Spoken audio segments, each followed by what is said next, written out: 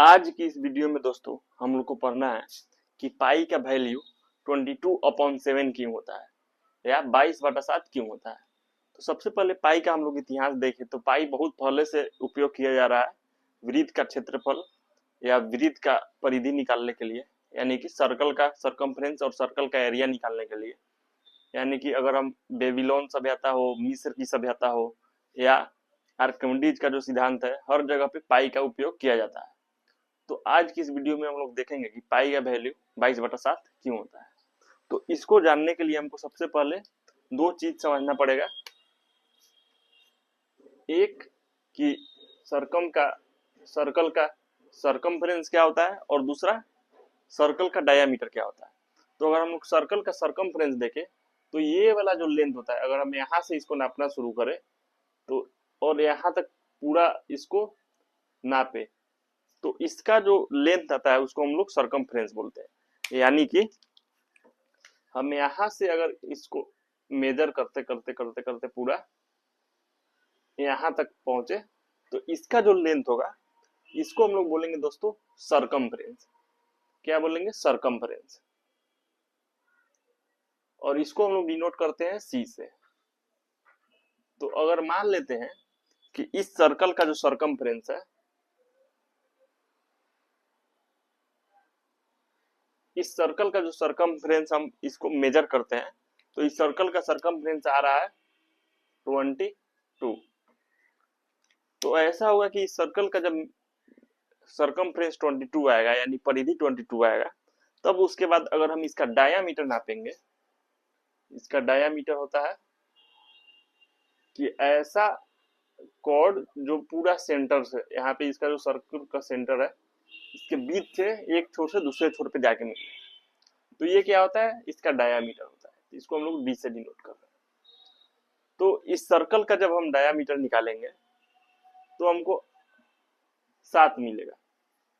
यानी कि जब इसका हम सरकमफ्रेंस निकालेंगे, परिधि निकालेंगे, अगर वो 22 आ रहा है तब हम मेजर करेंगे इसका डायामीटर तो वह 7 ही आएगा। 7 के अलावा दूसरा कुछ नहीं आएगा, वह 7 ही आएगा। तब हम लोग यहाँ पे क्या करेंगे, एक और सर्कल बनाएंगे इससे थोड़ा बड़ा।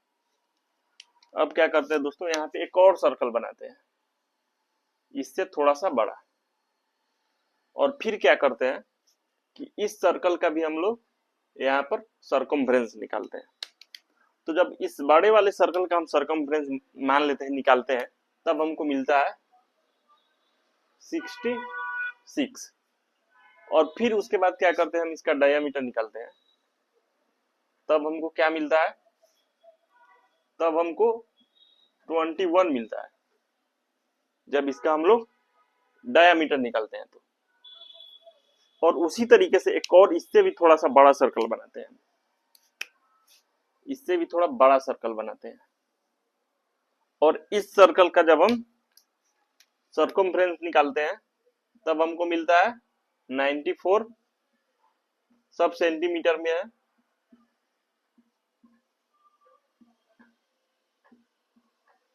94, और जब इसका डायामीटर हम निकालते हैं इसको नाप कर, तब हमको मिलता है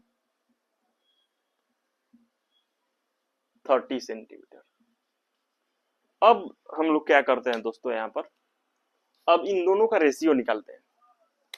सरकमफ्रेंस और अपॉन डायामीटर का क्या करते हैं, रेशियो निकालते हैं। तब हमको यहाँ पे मिलेगा क्या, 22 22/7, और यह इक्वल होता है 3.14 के। उसी तरीके से इसका सरकमफ्रेंस और डायामीटर का रेशियो निकालेंगे तो क्या होगा, 66/21, और यह भी इक्वल होगा किसके, 22/7 और 3.14 के।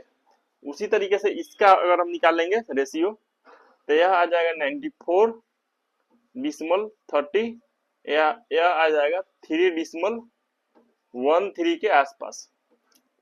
तब हम लोग क्या यहाँ पे नोटिस करते हैं कि जब भी हम किसी भी छोटे या बड़े साइज का सर्कल ले, अगर उसका हम सरकमफ्रेंस और डायामीटर का जब रेशियो निकालते हैं, यानी ऐसे उसका रेशियो निकालते हैं, तब क्या हमको मिलता है कि उसका जो रेशियो है वह 22/7 या 3/4, 22/7 या 3/14 या 3/14।